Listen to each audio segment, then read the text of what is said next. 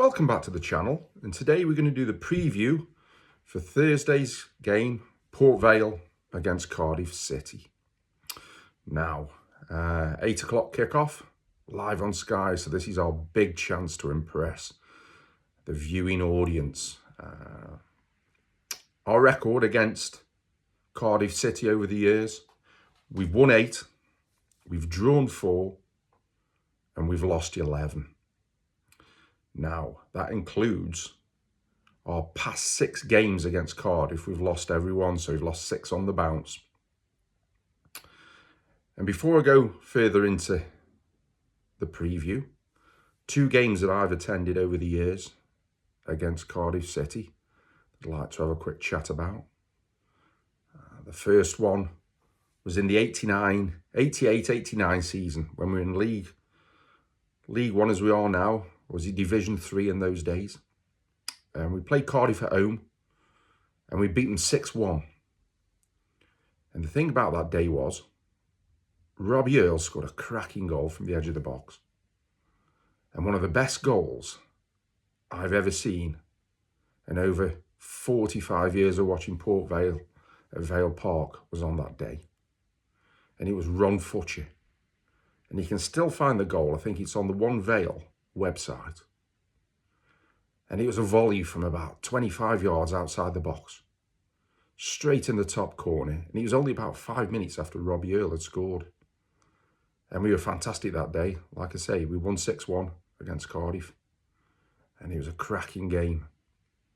And the other one I'd like to talk about was the last time we actually beat Cardiff in any game, and that was the penultimate game in the 93-94 season, which everyone will remember, as it was a season when we won at Brighton on the last day to gain promotion to the Championship, i.e. Division 2 in those days. The penultimate game we played in the week leading up to the Brighton game, and it was Cardiff away at the old Ninian Park. We won 3-1. And my friend who I went with, I'll never forget it, there was only 500 of us there that night. And it was a big game. And I said to him, I said, we'll be all right for Saturday going away to Brighton. I said, we're only going to take a couple of thousand. We won't go too early. Anyway, we got to Brighton at 2 o'clock on that last day. 5,000 Vale fans were there at the old Goldstone ground in Brighton. They had to open because in those days, you just paid on the gate. There's no pre-ticketing, anything like that. No tickets in advance, no allocations of 2,000. So 5,000 Vale fans rocked up on that day and paid through the turnstiles. It was carnage. They were opening parts of the ground, the old Goldstone ground, because it was close to when they were moving out of it. They actually opened parts of it up that hadn't been used for about 15 years. They were just like a building site, there was rubble everywhere. It was incredible. Chucked it down with rain, but what a day. What a day. 3-1 victory. Promotion to the Championship. And yeah, that was the day. The game after we played Cardiff in midweek. So yeah, so moving on to the preview. Their manager, Barry Murphy. Now, he was the ex-Rochdale manager for a couple of years. And then he moved, and he's been 3 years at the Manchester City Academy. He plays that total football like Pep Guardiola does. Pass, pass, pass, pass, pass, pass, pass, pass, pass. Tries to pass you to death. Now then, I watched the game because it was the early kickoff on Saturday against Peterborough United. And I can't make my mind up, and we'll find out Thursday, but I think Peterborough are awful. I thought they were awful. And I think they made Cardiff look a bit better than they actually are. But don't get me wrong, Cardiff were good on Saturday. Peterborough let them pass it around, but they just kept possession. They passed them to death in the end. So their team, they haven't had many signings, and quite a few have gone. And primarily, they were a very young team. mixed in with a smattering of older players. One in particular, Callum Robinson, centre forward, played practically all his career in the Championship, Cardiff, Preston, West Brom. Good forward at this level. He came on as substitute on Saturday, but if he starts, he is definitely somebody we need to look at. You got Ryan Wintle, the ex-Crewe defensive midfielder. He played on Saturday, but their main player, their main threat, is a young lad called Ollie Tanner, and we need to watch for him on Thursday. He's left-footed. All their attacks on Saturday came through him. He plays on the right-hand side, cuts in, and plays a little bit of a free role everywhere. And if we don't get on top of him, he will cause us damage on Thursday. So watch out for him, Ollie Tanner. So right, let's get to the team. Now I'm going to do it like I did on the previous preview for Saturday. I'm going to go with what I think, because what I think and what I do is totally different to what Darren Moore's going to do again. So after Saturday, 100% I will play 5-3-2. And if we play 5-3-2, having seen Cardiff on Saturday, I think we can get at them. I think with primarily young players, I think we could rattle them a little bit if we played the right system. So the team I play, we've got no other choice but Morosi in goal at the moment. Right wing back. Now, it's either going to be Mitch Clark or Jordan Gabriel, either or. Mitch put a sterling effort in on Saturday. Looked like he was cramping up at the end. Whether he's fit enough to go again on Thursday, we wait and see. But if not, Jordan Gabriel apparently is back training. So he's an adequate replacement. The back three. On the right-hand side, I give Jesse Deborah another go. I know first half he was woeful against Rotherham. But as I said, it wasn't his fault.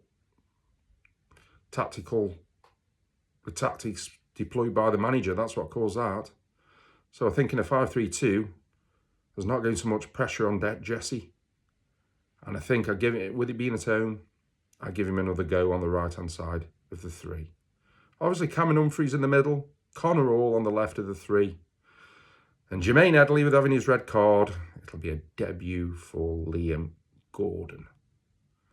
And he's the one who's got to get tight to that Ollie Tanner, because he'll have his hands full on Thursday with that Cardiff player. Now, the three midfielder that I'd choose, I'd have Ryan Crowsdale. I thought he was tremendous when he came on Saturday. Full of energy and deserves his place back in the side. And I'd play George Byers alongside him. So both of those sitting in mainly in that midfield. And then the link between the midfield and the two forwards, I'll play Jordan Shipley. And yeah, fair enough, Jordan Shipley, he was terrible on Saturday in that first half. But again, played out of position, playing the wrong tactics, did him no favours. If you play him in his proper position, behind the front two, with that left foot, pulling the strings, I'd have Jordan Shipley just behind the front two. And the front two, if he's fit, which there was murmurings after Saturday, he isn't going to be for Thursday, in i.e. Stockley, I'd have Talai and Stockley up front. But if Stockley isn't going to be fit, the one I choose to partner Talai, I would choose Ronan Curtis. I thought he had energy, something about him on Saturday, and I think he deserves his chance. Playing with Talai up top, and it's a pairing that's been successful in the past. So that's my team. Now then, let's go on what I think the team will be. Now, from what Darren Moore was saying on Radio Stoke after the game, and his reiterations about the only reason he changed to 4-3-2 at half-time was because of the sending off. And when questioned with hindsight, would you have done anything else, Darren? Would you have played 5-3-2 from the start with hindsight? He said no. Like I say, the only reason he changed was because of that sending off. So, I think we're stuck with it again for Thursday. I think Darren Moore will start off with tactical suicide and play 3-4-3. So his team, it'll be Morosi. I think he's back three. He'll play Deborah, Humphreys and Hall. I think he'll either be one of the two. It'll be either Clark or Gabriel, depending on how fit Clark is. I think he's two in midfield. He will bring back Ryan Crosdale.